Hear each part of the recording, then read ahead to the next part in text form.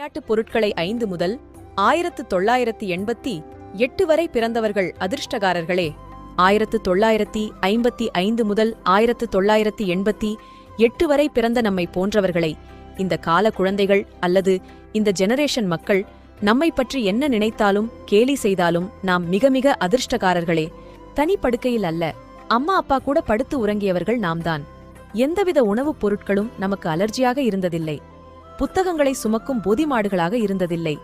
Cycle ஓட்டும்போது helmet மாட்டி ஓட்டி விளையாண்டது இல்லை.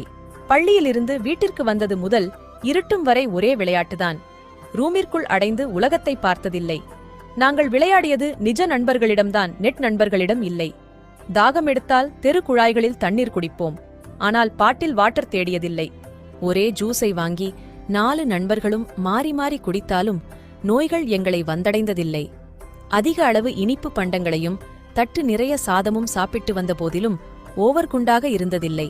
காலில் ஏதும் அணியாமல் நாள் முழுவதும் சுற்றி வந்தாலும் காலுக்கு ஏதும் நேர்ந்ததில்லை. சிறு விளக்கு வெளிச்சத்தில் படித்து வந்தாலும் கண்ணாடி அணிந்ததில்லை. உடல் வலிமை பெற ஊட்டசத்து பானங்கள் அருந்தியதில்லை. மிஞ்சிய சாதத்தில் ஊற்றி வைத்த நீரைச் சாப்பிட்டே உடல் வலிமை பெற்றவர்கள். எங்களுக்கு வேண்டிய விளையாட்டுப் பொருட்களை நாங்களே உருவாக்கி விளையாடி மகிழ்வோம்.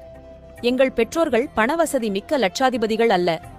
ஆனாலும் அவர்கள் பணம் பணம் என்று அதன் பின்னால் ஓடியவர்கள் அல்லர். அவர்கள் தேடியதும் கொடுத்ததும் அன்பை மட்டுமே, பொருட்களை அல்ல. அவர்கள் தொடர்பு கொள்ளும் அருகாமையில்தான் நாங்கள் இருந்து வந்தோம்.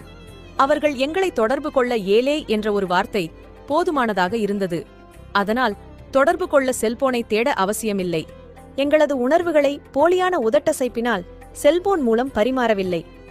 உள்ளத்தில் இருந்து வரும் உண்மைகளை எழுத்தில் கொட்டி கடிதமாக எழுதி தெரிவித்து வந்தோம். அதனால் சொன்ன சொல்லில் இருந்து என்றும் மாறியதில்லை. எங்களிடம் cellphone, DVD, PlayStation, Xbox, video game, personal computer, internet, chat போன்றவைகள் இல்லை. ஆனால் நிறைய நிஜமான நண்பர்கள் இருந்தனர். வேண்டும் பொழுது நினைத்த நண்பர்கள் வீட்டிற்கு சென்று உணவுண்டு உரையாடி மகிழ்ந்து வந்தோம். அவர்கள் வீட்டிற்கு போவதற்கு போனில் அனுமதி பெற தேவையில்லை. எங்கள் காலங்களில் திறமை மிக்க தலைவர்கள் இருந்தனர்.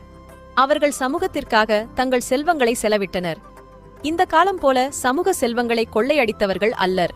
உறவுகள் அருகில் இருந்தது. உள்ளம் நன்றாக இருந்ததால் உடல் நலம் காக்க இன்சூரன்ஸ் எடுத்ததில்லை. இந்த மாதிரி காலகட்டத்தில் பிறந்து வளர்ந்து வந்த நாங்கள் அதிர்ஷ்டசாலிகளா இல்லையா என்பதை இப்ப சொல்லுங்கள். அனைவருக்கும் பகிருங்கள்.